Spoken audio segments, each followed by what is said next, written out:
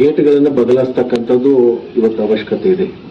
ಡಿ.ಕೆ. ಶಿವಕುಮಾರ್ ಅವರಿಗೆ ಅದನ್ನು ಮನವರಿಕೆ ಮಾಡಿಕೊಟ್ಟಿವಿ. ಈ ವರ್ಷಕ್ಕೆ ಅದನ್ನ ಹೊಸ ಗೇಟ್ಗಳಿಗೆ ತಾಂತ್ರಿಕ ವರದಿಯನ್ನು ಪಡ್ಕೊಂಡು ಆ ವರದಿ ಇನ್ನೊಂದು 10-12 ದಿವಸದಲ್ಲಿ ನಮ್ಮ ಕೈ ಸೇರುತ್ತೆ. ಅದರ ತಕ್ಷಣಕ್ಕೆ ಅದನ್ನ ಗೇಟ್ಗಳನ್ನು ಬದಲಾವಣೆ ಮಾಡಬೇಕು ಅಥವಾ ಏನ್ ಮಾಡಬೇಕು ಅಂತ ಒಂದು ತಾಂತ್ರಿಕ ವರದಿ ಬರುತ್ತೆ. ಅದು ಬಂದ ಮೇಲೆ ಅದನ್ನ ಪುನಃ ಮತ್ತೆ ಎಲ್ಲ ಗೇಟ್ಗಳನ್ನ ಹೊಸದಾಗಿ ನಿರ್ಮಾಣ ಮಾಡಿ ಅದನ್ನು ಹಾಕುವಂತ ಕೆಲಸಕ್ಕೆ ಈಗಾಗಲೇ ನಾವು ಚಾಲನೆಯನ್ನು ಕೊಟ್ಟಿದ್ದೀವಿ. ಆ ಹೊಸ ಗೇಟ್ಗಳಾದ್ರೆ ಮುಂದಿನ ಮತ್ತೊಂದು 20-25 ವರ್ಷ ನಮಗೆ ಯಾವುದೇ ತೊಂದರೆ ಬರೋದಿಲ್ಲ ಅಂತಕ್ಕಂಥ ಒಂದು ಆಲೋಚನೆ ಇಟ್ಕೊಂಡು ಅದನ್ನ ಮಾಡ್ತಾ ಇದ್ದೀವಿ.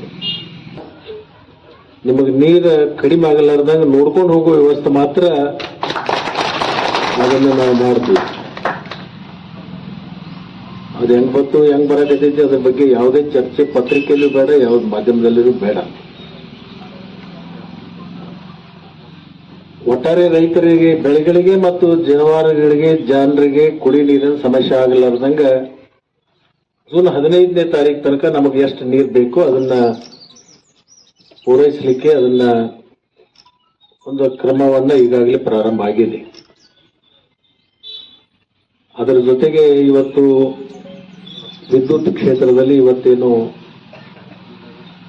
ನಾವು ಈಗ ದರೂರು ಮಾಡ್ತಾರೆ, ಇದರ ಜೊತೆಗೆ ಸುಮಾರು 9 ಕಡೆ ನಿರಂತರ